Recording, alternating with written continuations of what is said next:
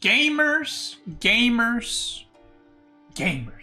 Today we have a round of 8 match of the 4.1 billion. No, not duelers. We have quarterfinals of the $20,000 EGC Masters Winter Tournament. As you guys know, last week I managed to get out of the group stage. I beat Mia 3-1, lost to Louis 2-3, and then beat Demu 3-1. Which means I am now in the quarterfinals, and my opponent was Wam. Now, the Canadian bros, Wam and Papipo, have been doing pretty well for the past, for the past while, right? For the past 7-8 months. I would say, you know, a lot of the KP weekly tournaments, they've been basically winning. I think, like, Wam or Papipo would be like 1st and 2nd place, so they've been kind of cooking. Here we are. I was pretty comfortable with this matchup. I checked some of his games. I checked some of his games prior, and I felt like he's not really playing the meta. Like, I don't know if he didn't know what the meta is, or he just did not want to play what was the best and try to do his own style. I'm actually not really sure. But I talked to some other players as well, and you know, whenever I asked them, like, what do you think about, like, what Wam's doing kind of thing, they basically all said, like, yeah, he doesn't really seem to be either following the meta, or this is not the best meta for the Canadian brothers specifically. Because right now the meta at the top level is, it's a lot of pro scouting. And I feel like they do pro scouting, but they mostly try to get some kind of versions of, like, fast castling. You know, that's kind of been their style. So when I watched his games, and that's kind of been their style for a while, though, like a little bit of fighting into fast castle, now with pro scouting. So when I saw that, I actually felt pretty comfortable playing against him. And I think I have a good record against Wam. I think I'm like 17-7 or 17-8, or 14, sorry, 14-7, 14-8, something like that in series win rates. So I felt pretty comfortable. I know Wam likes to play, you know, a bit defensive, like early walls maybe, and kind of try to secure his stuff and then age up and then take the advantage with, like, early upgrades, or, you know, maybe even try to get a super early TC in castle, stuff like that. So I kind of knew, like I said, all of that. I had the idea for it, and I felt pretty comfortable playing against him. And I was pretty confident that I would win. I thought it would be a 3-1, but yeah. Anyway, the first match was JD versus French. Now this matchup is very interesting, and it's a matchup you don't actually see very often, because neither of these civs have been popular for the past year or two. Well, JD wasn't even out 2 years ago, I think. But you don't really see this matchup as much as you think you would, because it's like on open maps and stuff like that. But this works the same way in team games as it does in one-on-ones. So basically, the advantage of French is you can already see I'm a villager ahead, and that's because my villagers produce faster. So the advantage of French is you're gathering your resources faster, okay? So in this matchup, French is like HRE, where it's like French is gathering the resources really, really fast compared to JD, because French has more workers. So you will have more units, which is, again, it happens in one-on-one or team games. So I will have more units than them, and I will have more income than him, right, than JD.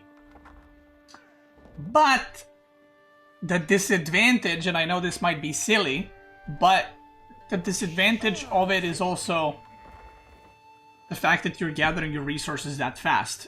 You're also spending more food on villagers, so you will have to go out on the map faster than JD.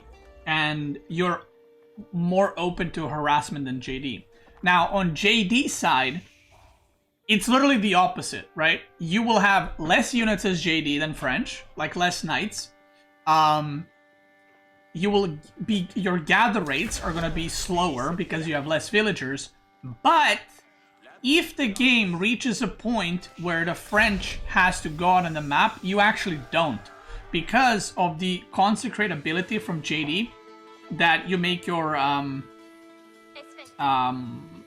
production on the buildings cheaper. So like a knight costs 140 food, and I think when you cast consecration it goes to like 100 food or 105 food, something like that on a knight. Same thing, you can put it on TC. So you actually, even though you have less villagers, you can still somewhat keep up with the French.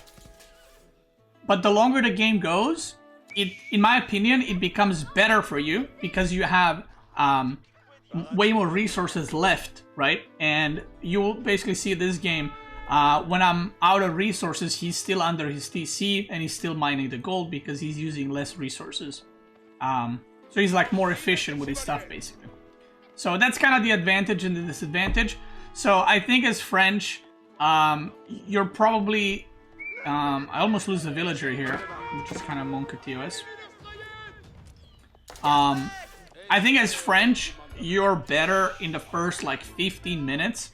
And then after that, I think it just slowly starts going downhill for you. Slowly starts going downhill for you. So, he almost kills my villager, almost kill his villager, but nothing happens in the end. And now his knight took a lot of damage, and mine took some, but not a lot. And I'm trying to kill JD a little bit, JD taking a lot of damage. So, this matchup is like very much a mirror matchup with like economic differences that I just talked about. But, there's a lot of knights versus knights chasing around and fighting, and again, everything I'm saying can be applied for team games as well, by the way. It literally works the same way. If you're ever like French in team game and the opponent has JD in their team, you can take this to the bank, this advice. So yeah. So we're both building towers and gold. He already has his done. And if you look at the worker split, you kind of already see it, right? I have more villagers on food. He has less villagers on food. And in a moment, I don't know where his JD is. Okay, not in a moment. In a little bit, he's going to have Consecrate ability, which reduces the food cost of 25%. So you already start to get that kind of advantage. And you can see I already have more villagers. Now, this was very interesting. 2 health. And I didn't know if there was a knight coming or not, but I should have committed here with this one. I should have just tapped it and that's it. But I was like, you know what, I'll play it safe. I don't want to get damage from the charge, so I just played it safe. But I should have tapped JD there. That would actually be a crazy amount of damage done. Because this is the interesting part. For him to affect my economy, he needs to kill my villagers. For me to affect his economy, I actually need to kill JD. Because... you see this thing that's like charging up for JD right here? If JD is dead, that is not charging up. So, in order for him to get consecrates, he would need to buy her back immediately. Otherwise, if he doesn't buy her back, he's losing food, right? So, yeah. So it's an interesting matchup. I think both sides can win. Like, I'm not going to reveal too much about, like, what I would do if I was in his position. Obviously, you can see what I would do in French position. But, you know, the tournament is still going on, so I don't want to reveal too much. But, yeah. I think, like, I think this is a pretty even matchup, in my opinion. It's just, you have to play to your, advantages, I think. From both sides. Like, you have to know what your advantage is and kind of, like I said, play into it. So there's a lot of knights chasing around. Now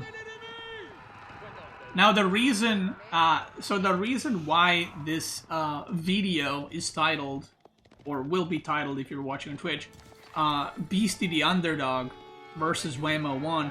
I mentioned this on Twitch earlier, so I'm sorry for you guys on Twitch listening to this again, but last year, you know, I was just focusing on content creation, just gaming, playing a lot. I still play tournaments, but, you know, I did not know the meta, you know. And actually today, I was on Anaton's stream, and he mentioned that, like, last year, when I would play a tournament, I would be like, what? People do this? And to a lot of players, like, behind the scenes, it was, like, kind of like, yeah, that's the meta. But I didn't know, because I didn't play custom games. So this time around, I am practicing custom games. You know, trying to improve, learning stuff, and there's there's so much that I have to make like a video or two about the meta. Because so many civs are now better than they used to be, and so many civs that used to be a lot better are now a lot worse. So, but basically, like 90% of people prediction for this matchup was that I was going to lose 3-0 or 3-1, maybe a 3-2 loss for me if I get lucky. So, thus the Beasty the underdog. And who doesn't love a good underdog story? You know what I mean? What benefited you more, tournaments or content? If you mean money-wise, content is better. Yeah. Financially, content is better. Now, in 2022 and 2023, I focused on... By the way, we're just watching Knights run around. I'll say if there's something important. In 2022 and 2023, I focused on tournaments, and I didn't focus as much on content. Last year, I focused on content, and I noticed, like, a good amount increase in, like, you know, viewership and YouTube views and everything. So it was very clear. But in a way, it's like, it kind of goes hand in hand, right? Like, there's a lot of people that started watching my stream because I won tournaments, right? So they're like, ooh, this guy won the last biggest tournament, so let me watch his stream, right? So there's a bit of both. But in 2022 and 2023, I skipped a lot of the streaming. Like, instead of streaming 6 days a week like I normally do, I would stream like 3 to 4. And I would be slacking a lot in that way because I was like, I would be too tired. Now I'm trying something new where I do a best of 5 or 2 best of 5s a day. And then instead of doing an 8-hour stream, I'm doing a 4-hour or 5-hour stream, you know? So I'm trying to do a well-focused practice off of stream and then well-focused stream on content. You know what I mean? So that I can get both done. So I'm trying to be like... I'm practicing, but I'm also trying my best to not let my content suffer. Like, it's gonna suffer a tiny bit, but I'm trying my best not to. But also, and by the way, we're still running around with Knights. You know, that's what's happening. But also, I was in South Africa, so I actually didn't have content, and she goes down here. I didn't have content before this tournament started, so I was actually even thinking, like, for the next tournament, I can actually pre-record like a month worth of stuff. So I have content, so I can even just play ladder games on stream and then practice custom games off the stream, right? So I can maybe prepare a bit better. But like I said, I'm trying it out, and I'll give this like, I'll give this couple of months, like, or not couple of months, but like 1, 2, 3 S-tier tournaments and see how much money I lost from doing this way, or gained, perhaps. It's probably going to be lost. And then how many viewers I gained, how many viewers I lost, and, you know, I'll just compare some numbers and kind of have it. Because I'm old, you know what I mean?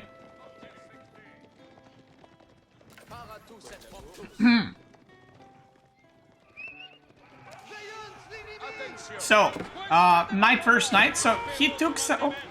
He took some better engagements, and I messed up micro here. So his Knights actually dealt a lot of damage to my Knights. So 17 versus 14 Knights. So what I was talking about is happening. So if you look at the game right now, I'm looking for an age up here. And basically, the reason why I'm looking for an age up is I'm trying to use up the resource advantage, the faster gathering that I have. I'm trying to use it up. As efficiently and as good as possible, right? So that's why I'm gonna go for a little age up here, and I just went with the Royal Institute. This matchup, or French versus French, like almost never ever at the high level gets past castle. It often ends in feudal, but it never gets past castle. So I just went with the Royal Institute for Royal Bloodlines and tried to, you know, end the game. Now, see, this is what I was talking about. Look at this. 853 gold remaining. Mine is depleted, right? So, I mined 4,000 gold, he's mined 3,000 gold, and I have to move. So this is kind of where his advantage starts. It's 13, I said it's 15 minutes, but it's 13 minutes into the game, where his advantage kind of starts building up, right? Until this point, I think French is better. But now it's like it starts turning around. Also, if we compare the deer, you'll see it in a second, but I'm about to run out of food. I think I have like 3 deer remaining, and he has a lot more still under his TC because if we look, his knights cost 105 food because of the consecration ability. Well, he's producing it double, right? So it's like all his knights are basically 35 food cheaper, which is like an extra, almost an extra free villager. So I lose some vills here, which is unfortunate. He's harassing me on gold, he's harassing me over here. And until this moment, I didn't lose any villagers, but now because my gold is all the way there, my food's here, my wood's there, it becomes harder to defend in these knights versus knight battles. Jean returns to the battlefield from the dead. And yeah, we're just running around. Now, he doesn't know that I'm aging up, by the way. He does not know. He did not see the Royal Institute. I think he didn't see. No, he didn't see. And by the way, this is very important, like where you put your buildings depending on what position in the game you are. So if I put it here, or like here, he would have seen it and maybe pushed harder. But he thinks, oh, I just killed 3 villagers. That was pretty good trade for me, so let me just chill back. So now I age up, but he's also close to the age up. So for me, every second that he doesn't age up is a timing that I have. Okay? Every second now, from like 1350, I don't know when I aged up exactly, from 1350 onwards, every second I have means, literally, that I will have that many seconds of upgrade advantage. Okay, does that make sense? So right here, look at this. I immediately run across the map and I get Royal Bloodline. So this is like very simple, but very well executed stuff, okay? So I'm moving out. Why am I moving out? I want to fight immediately. Immediately. Like, I have veteran knights now. I checked the count, 21 knights versus 20. I'll take that fight, you know? I'll take it. So now I want to fight. If we fight, I win this fight, right? Or at least I want to trade. So he's out of gold, by the way. He just ran out of gold. So all I need to do, look at this. The moment I saw he's out of gold, he's not on this gold. This is his second gold, this is his third gold. I immediately go upwards. He was going upwards and then he goes back. So now he's in a very bad situation because of the timing, right? I come here, oh, he's not there. I leave 1 knight, I don't want to get bamboozled. I come back, oh, he's on gold again. I saw that he just aged up, right? So now there's another timing opening up. So now what I want to do is fight until he gets the veteran upgrade, and then when he gets it, I run away until I get Royal Bloodlines upgrade. Right? So that's like the play. So now I'm pushing it again. I'm constantly looking. Do these knights have veterancy? They don't. He doesn't mine gold. I don't need to like YOLO in. He's not mining gold, so I'm good. He's trying to fight so he can get the gold, and now here I commit. So it's 21 knights versus 19 of mine, but again, my 19 knights got 40 more health each and 5 damage more each. So we start fighting. He starts losing some villagers. He loses 2 knights, 4 villagers. No, 3 knights and 4 villagers. So that was very good. So now his veterancy finishes, right? My Candid Saddles just finished. Is that what it's called? Cantled Saddles. So now I have that bonus too. And now I just go back. And I know that his Royal Bloodlines is probably not even close if he even had gold for it, right? So now he starts upgrading it. And I'm waiting. And it's a countdown. I'm walling off in the back a little bit. I don't want to get butchered. I'm waiting. Royal Bloodlines, 2, 1. And now my knight's got 310 health. He's got 230. And now I fully commit because I know that Royal Bloodlines for him is also coming. And then I'm out of advantages. So once this Royal Bloodline timing is passes, I don't have an advantage anymore in terms of upgrades. Like, yeah, I'll have an advantage because I have bigger lead count and I'm killing a lot of knights. But I just fully commit. And And that's it. The game is called. So this is like I said, it's a very simple matchup. Like you just make knights. But there's a lot of like small things that kind of add to it. I've seen this question a lot, which is why don't both players make spearmen? The reason why people don't get spearmen usually is if I get spearmen, then his JD can kill a lot of spearmen and gain absurd amount of XP because my spearmen will not be able to run away. You're also making your army more immobile, which is a problem. Like this is all about mobility. This is all about harassment. So if you start making spearmen, your army is immobile. Moving across the map is a lot harder, right? It takes more time. So there's a lot of like kind of like things that go into it. Like it's not as simple.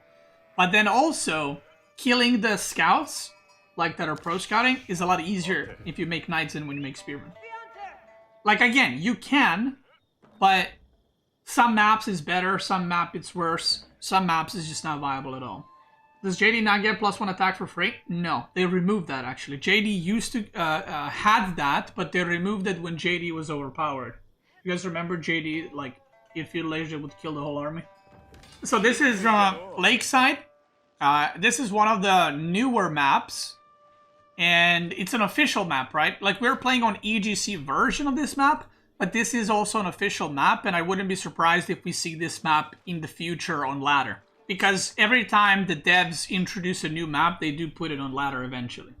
So this map is a very weird one, a very interesting one, and a very unique one. So this map is preset. Now what does preset mean? Preset maps, the layout that you see here is always the same. Everything is always the same. I think this tree line might be different sometimes. This small one on both sides, like it can be here or here. Same for him, be here or like here. But everything else is always like this. So the golds are here, the deer are here. There's one deep water fish. There's gold in the back, relic in the back, 3 relics here, 2 sacred sites. That's a preset map. So a Dry Arabia is not preset. Every Dry Arabia map spawns differently. This one pretty much always spawns the same. Maybe like these trees in the middle are like here, here, here, but you kind of get the idea. Even the berries are preset.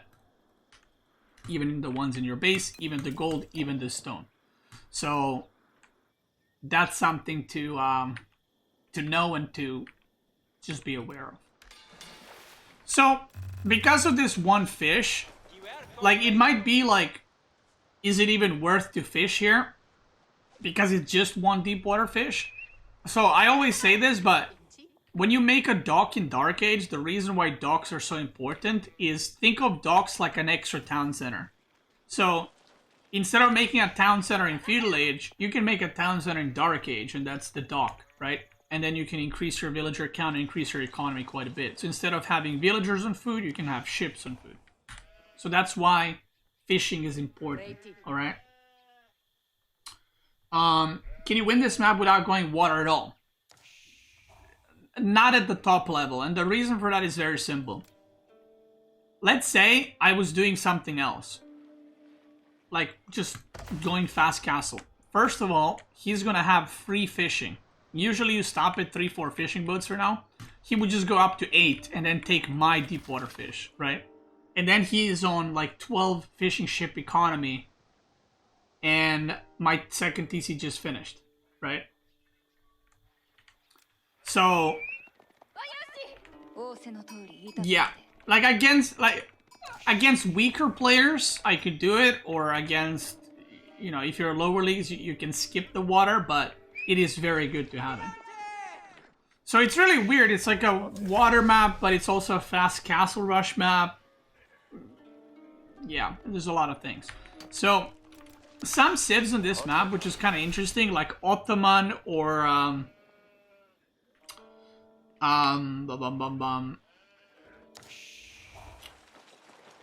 like Ottoman or Japanese, any civ that has some kind of passive stone gathering can actually just upgrade arrow slits and not have to make ships. And you kind of just YOLO rush age 3 or something, and you try to do something with that. So because Wam is playing OTD, he's doing pressure on water, I'm getting arrow slits now. So this is how it works. If I get arrow slits, the deep water fish is super close. He now needs to make more boats to try and kill my fishing ship, right? And if he doesn't, then I have fishing and he has fishing. Which is fine. But if he commits to more ships... Oh, he got arrow slits too. I didn't even know that. Yeah, so you can see he's trying to harass, but can't really harass. The arrow slits is hitting. So now we're both fishing, we're both chilling, and kind of no one's fighting over the water, no one's winning on the water. And you can see we're both trying to rush castle, but because I get the stone kind of passively from gathering gold as Japanese, he's slightly behind on the age up, as you can see. And he also made a galley, so that's another thing. So now we're both going to be aging up. I'm going floating gate, and now this map turns into just like fast castle and who gets more relics, and a lot of the games here end up with like taking the sacred sites and holding them. So mounted samurai spam is starting. He's making burger, which is I mean, I'll say this, it's not like it's top secret information at the high level, but burger with OTD is probably better than cathedral on pretty much almost all the maps. Just so you guys know. Because look how cheap the units are. 78 food. That's basically like almost a villager and a half is the cost of the spearmen for OTD. Like, it puts their spearmen to the cost of other civs, right? So now, Burgrave is very much used. Did I expect Burgrave? Yes, that's the meta. That's not... I saw there was a Reddit thread that said, like, Marine Lord played really weird because he went Burgrave with OTD. Or like Wam or whoever, but that's the meta. I would be way more surprised if it was Cathedral.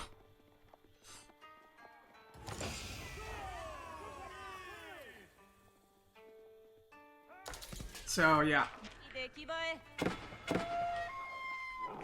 So he starts vacuuming the relics. I took one already and I just put it in my base because I don't have the monastery yet. But now you're just kind of massing units, right? He's massing spearmen, I'm massing knights, and obviously these spearmen are super strong because they're OTD spearmen.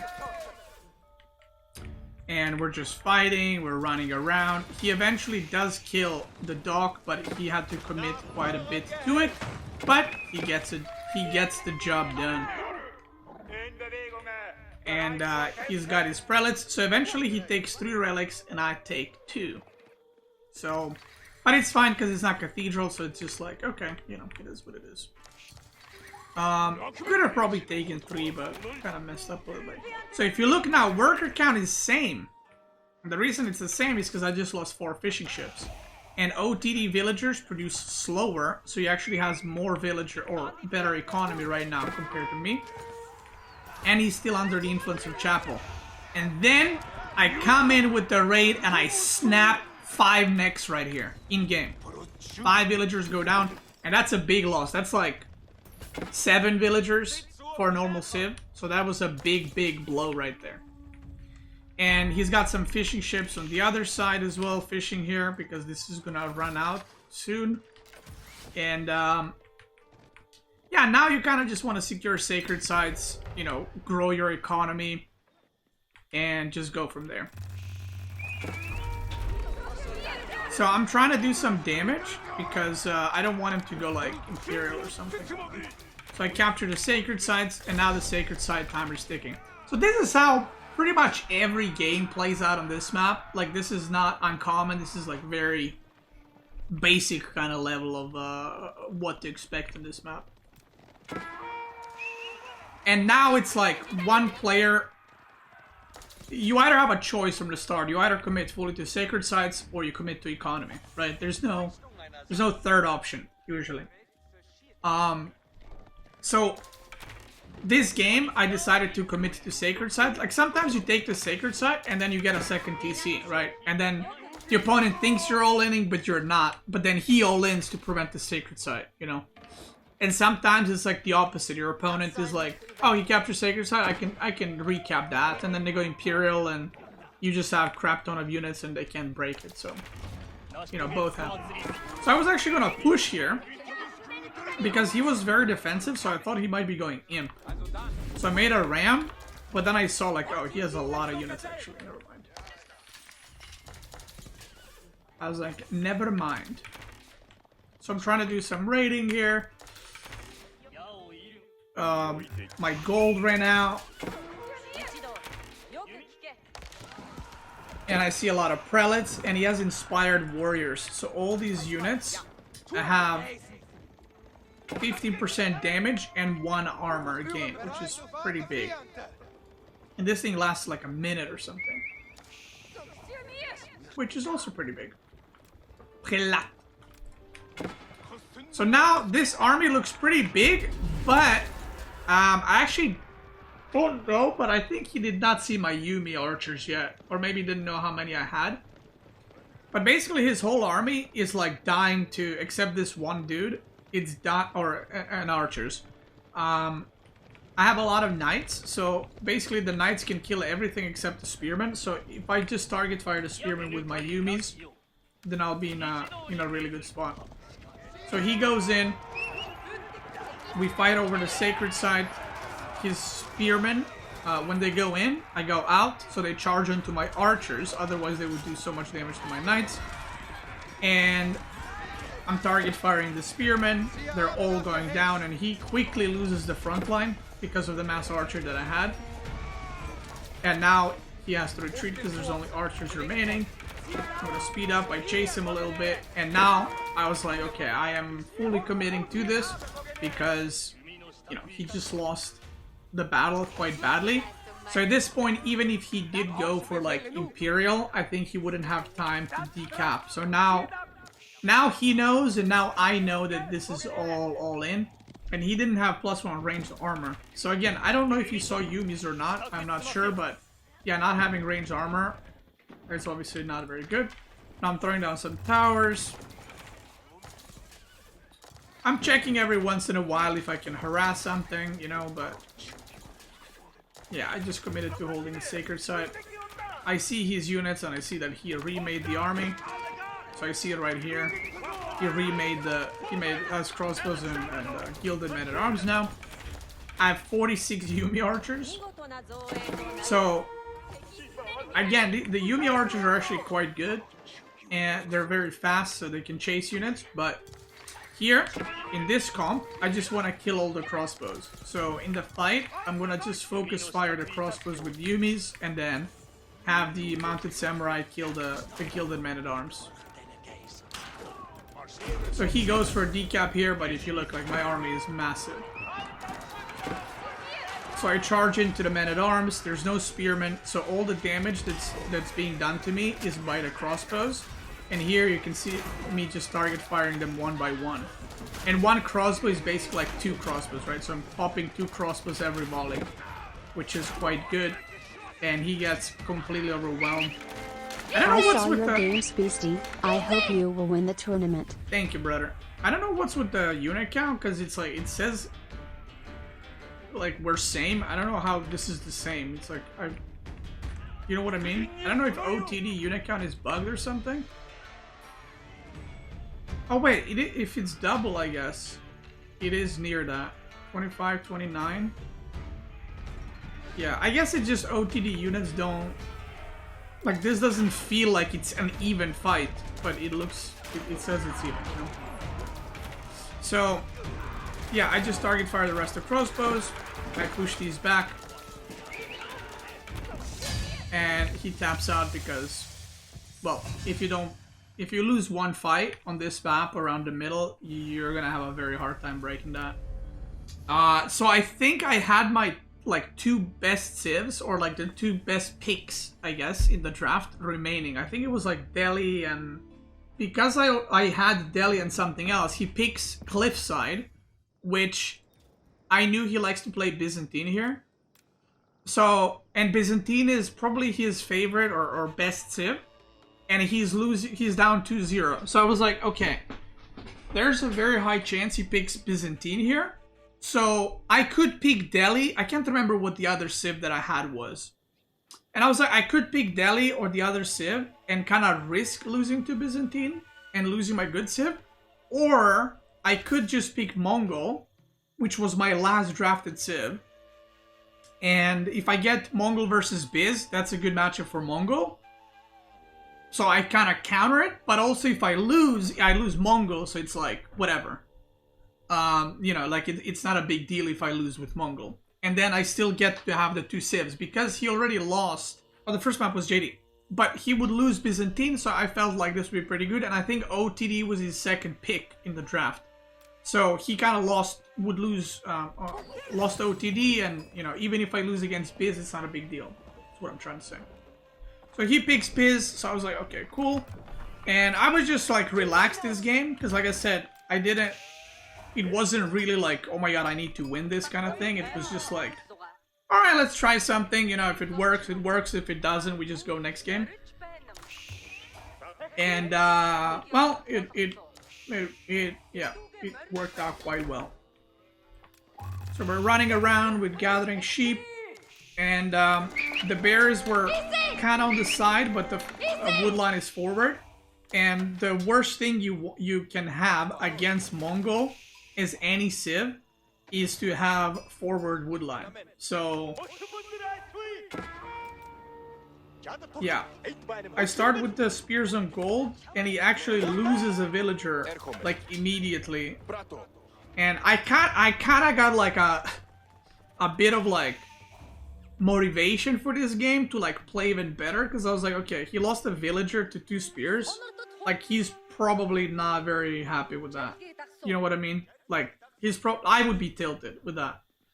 Then he tries to pull villagers. I see it, and then he pulls it back. So I was like, okay, like, I think the villager got to him, or maybe the last game got to him. So I was like, okay, he's starting to make mistakes. So suddenly I felt like, oh, I can potentially win here just on like the mental state. You know what I mean? So right now, this is a pretty rough situation for... I could have put tower a bit better. If I put it here, that would reach, but... If you put tower closer, like here, you can also pull the villagers and you can't chase them. So you kind of want to put tower as far as possible, but it still reaches, rather than put it here and then block everything, but then it dies to villagers. You know, whatever.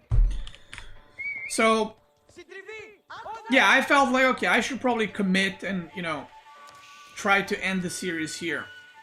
So he gets a range of the tower, and he does not get enough oil. He gets 330, and then he pulls the villagers, and he has the HP upgrade.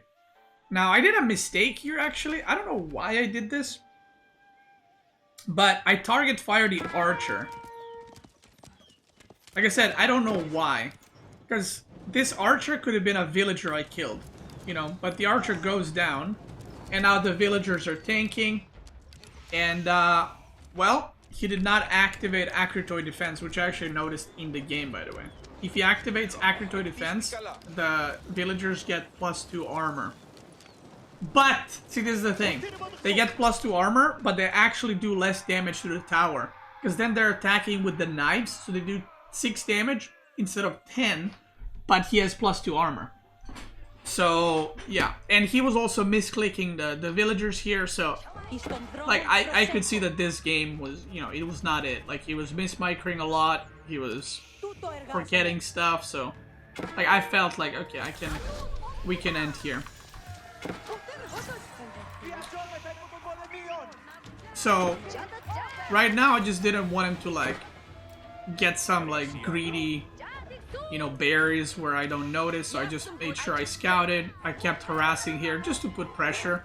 Like, I'm not hoping I'm gonna kill these villagers, but I'm just like, you know, I'm just zoned in. Oh yeah, it's 8 damage, you're right. It's 8 damage versus 10, true. So, oh no, +1 damage, so 7? So he's not on the berries, but he gets enough for the mercenaries, which is good for him. And here I just fully commit. I pull my deer stones. He puts the cistern here, which now I'm in range and it's not in range of TC. So I was like, okay, that's also really bad for him. I get in here, I kill another villager. And now, I mean, he's 5 villagers down, so it's like, as long as I keep pushing, you probably won't have enough to come back. Another villager goes down here. And it's kind of just falling apart. And now this forward wood line is a pretty big problem because you can make a counter, which is the unit that gives you more range on your ranged units. So, and you can also use the falcon. So I can use falcon here and snipe his villagers on the wood line. That's why forward wood line is terrible against Mongol. So I'm trying to force fights here. Like I said, his income is not good. He has a lot of idling happening. So I'm just forcing fighting, just forcing idle time, you know. And because I had so much pressure on the map, I decided to just go for the boar to just extend my lead even further with the income. So my deer stones are here, and again, I'm just forcing the fights. I got +1/+1 already, and I knew that he has no gold, so he has no upgrades. So not only I have more army, more eco, but I also have like more upgrades being completed. So yeah, I'm getting siege engineering now, and I'll rotate on the gold, still doing harassment here, and he just kind of sinking in further behind.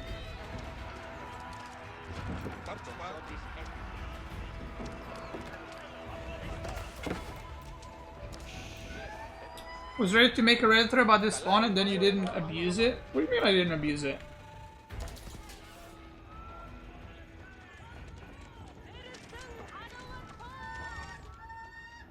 You mean with a tower? Like, I mean, I could have made a tower here, but it's not needed. So yeah, like, it's you know, it's Jover. Oh, he tried to go on berries here, which I saw, because I had a unit there. He tried to go on berries here. But like I said, I just covered every side. He's fighting because he doesn't want to lose the cistern. I think I sent 2 Keshiks here. And then I sent something here in a little bit. And yeah, it's just not looking good. I rotate, more idle time.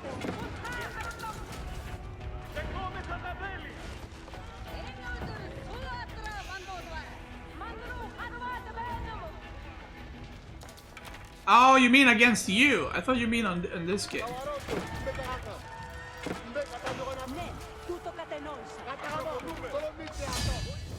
And he taps out. So it was a 3-0, and that was quarterfinals versus Wam01, which means that I've moved on into the semifinals. I have beaten Wam01 3-0. Marine Lord has beaten Vortex 3-0. So the next match is Marine Lord versus moi, which already happened, but no spoilers. Poppy Paw beat Baltude 3-0 in the quarterfinals, and then Anna Chad beat Louis M to the T 3-2, and he will be advancing to play against Poppy Paw. Thank you very much. Now, if you're watching this on YouTube, we stop here. No spoilers given, okay? No spoilers. In the next one, we're gonna cover me versus Marine Lord. So if you're watching on YouTube, thanks so much for watching, brother. For watching on Twitch. Let's keep going with no spoilers.